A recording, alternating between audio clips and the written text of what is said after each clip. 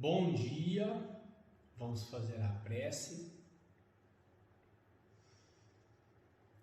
Pai nosso que estais nos céus, santificado seja o vosso nome, venha a nós o vosso reino, seja feita a vossa vontade, assim na terra como no céu. Pão de cada dia nos dai hoje, Senhor. Perdoa as nossas dívidas, assim como nós perdoamos os nossos devedores.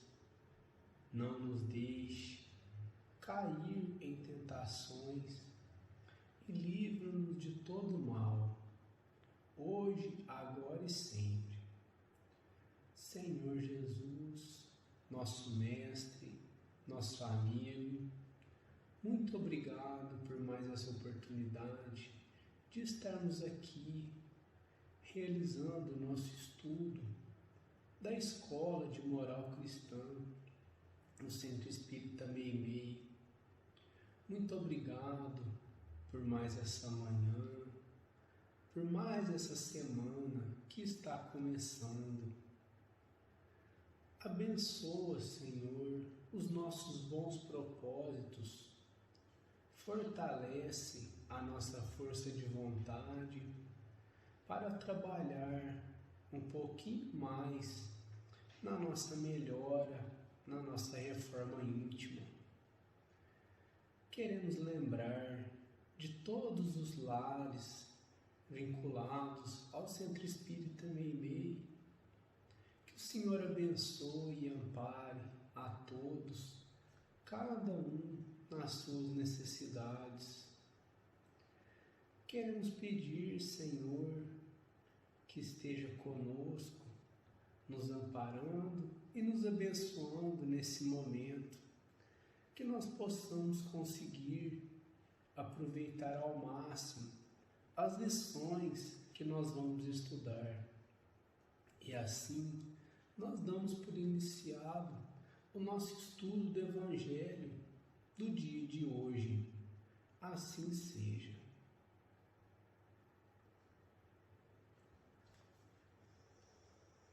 Então hoje nós vamos ler do Evangelho segundo o Espiritismo, no capítulo 6, o Cristo Consolador, Instruções dos Espíritos, Advento do Espírito da Verdade.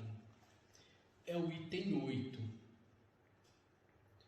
Deus consola os humildes e dá força aos aflitos que lhe a pedem. Seu poder cobre a terra e por toda parte, junto de cada lágrima, colocou ele um bálsamo que consola. A abnegação e o devotamento são uma prece contínua e encerram um ensinamento profundo. A sabedoria humana reside nessas duas palavras. Possam todos os espíritos sofredores compreender essa verdade, em vez de clamarem contra suas dores, contra os sofrimentos morais que nesse mundo vos cabem em partilha. Tomai, pois, por divisa estas duas palavras, devotamento e abnegação, e sereis fortes, porque elas resumem todos os deveres que a caridade e a humildade vos impõem. O sentimento do dever cumprido vos dará repouso ao espírito e resignação. O coração bate então melhor, a alma se asserena e o corpo se forra aos desfalecimentos. Por isso que o corpo tanto menos forte se sente, quanto mais profundamente golpeado é o espírito. O espírito de verdade, 1863. Então nós escolhemos esse trecho do Evangelho que é um conforto para nós, né, diante de dias difíceis, onde Jesus diz que o amor de Deus cobre a terra e ao lado de cada dor Ele colocou um bálsamo. Também diz que o devotamento e a abnegação são duas qualidades muito importantes que nós precisamos aprender a adquirir, né? Que o devotamento e a abnegação são uma prece contínua. Então, o que é ser uma pessoa devotada? Ser uma pessoa devotada é ser uma pessoa dedicada nas suas atividades, ser uma pessoa dedicada em tudo que se realiza. E uma pessoa abnegada é uma pessoa devotada, mas em favor do próximo. Uma pessoa que tem aquela abnegação, né? Que tem aquela disposição de servir. E o capítulo do livro Nosso Lar, que nós vamos estudar hoje, fala um pouco a respeito disso. Porque os rumores, né, da guerra já estavam correndo muito na colônia Nosso Lar. André Luiz ouvia vários espíritos comentarem a respeito dos preparativos, né, que estavam sendo feitos, porque o trabalho durante a guerra seria grande por parte da colônia Nosso Lar. André Luiz esclarece uma coisa muito interessante, né, que aos olhos dos espíritos superiores, os espíritos agressores, né, os agressores, eles não são considerados inimigos, e sim desordeiros, mas que a atividade deles precisa sim ser reprimida com urgência. E que nesses períodos de guerras, vários espíritos ainda que gostam da violência, que gostam do mal, formam grandes agrupamentos para estarem acompanhando os humanos que também se sintonizam com essas ideias. E eles ficam tentando incitar, né, na mente das pessoas encarnadas há mais raiva, mais ódio contra as nações inimigas. Então, ao passo que os benfeitores espirituais, os amigos, eles se postam do lado dos que são agredidos para estarem socorrendo. E certo dia, André Luiz, Narcisa, Tobias, eles estavam trabalhando nas câmaras de retificação quando eles ouviram um som de um clarim. O clarim é tipo uma trombeta, né, que é tocada para anunciar momentos difíceis. Isso é uma tradição desde a Idade Antiga. E esse clarim tocou para anunciar, né, que a guerra ainda iria perdurar por mais tempo. E ele também era um convite, uma convocação aos espíritos para que fossem trabalhar nas frentes, né, socorrendo alguns recém-desencarnados que porventura não, né, que certamente iriam precisar de auxílio naquele momento. E André Luiz diz que esse clarim tocou por mais de 25 minutos. E era estranho, porque ele causava uma sensação talvez triste, né, um pouco estranha nos corações deles, e também uma emoção muito grande. E todos para ouvirem esse clarim, fizeram silêncio. Então Tobias explicou que quando toca, né, o clarim, são em situações de extrema, né, urgência, né, não é qualquer hora que fica tocando. Então, quando toca, todos fazem silêncio para aquele apelo ficar guardado no coração. E ao terminar, André Luiz se dirigiu próximo a uma janela e olhou assim e viu alguns pontos luminosos que eram os espíritos que estavam tocando o clarim. Então Tobias explicou para ele que o clarim é tocado só por espíritos de alta hierarquia, né, que são vigilantes. E quando eu vi que esse capítulo ficaria para minha responsabilidade, né, fazer o comentário, eu me lembrei que no início desse ano o Divaldo fez uma live, né, uma live de ano novo, na qual ele anunciou o lançamento de um livro novo. O livro se chama No Rumo do Mundo de Regeneração. E ele disse que Manuel Filomeno de Miranda começa dizendo que eles estavam no seu local, né, no plano espiritual, quando soou um clarim semelhante ao que tocou na colônia Nosso Lar, no ano de 1939.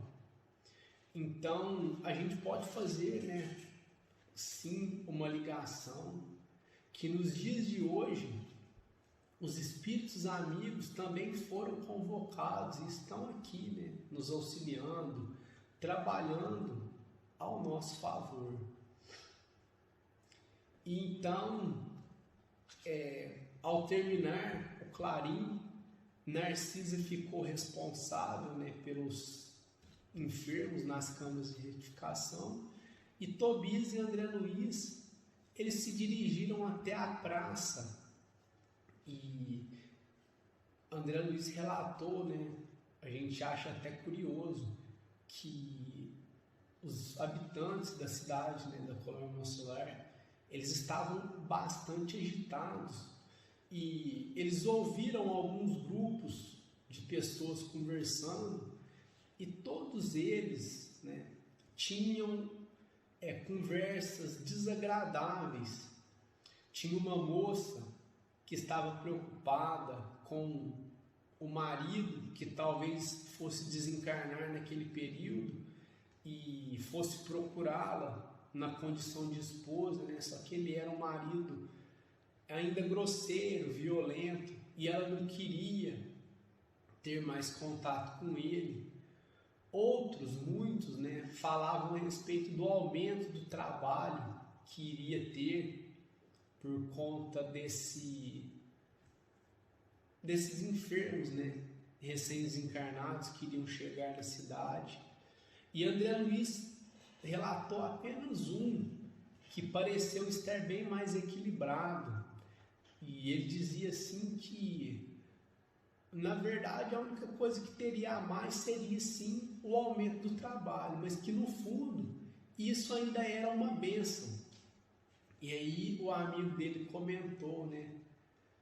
Então, mas agora vai modificar o meu programa de trabalho, porque até então tudo que estava acontecendo, né, não estava chegando até ele.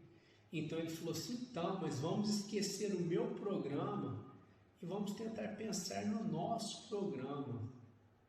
Então, esse sim parece que era um espírito que estava um pouco mais equilibrado, mas a maioria estava, né, demonstrando grandes preocupações. Então, no Palácio da Governadoria, surgiu numa sacada um dos ministros, que era um senhorzinho, e ele falou ali por mais de 1 hora para que os habitantes mantivessem a calma, que a ansiedade não iria trazer, né, benefício nenhum. E após aquela 1 hora de palestra confortadora, os habitantes voltaram ao normal. Então é isso que a gente tinha preparado para o dia de hoje. Muito obrigado pela atenção, uma ótima semana e um ótimo domingo. Até mais. Olá, crianças que acompanham este canal. Bem-vindas! Vocês gostam mais de ouvir histórias ou de ler? Ou ainda preferem contar histórias? Temos uma novidade.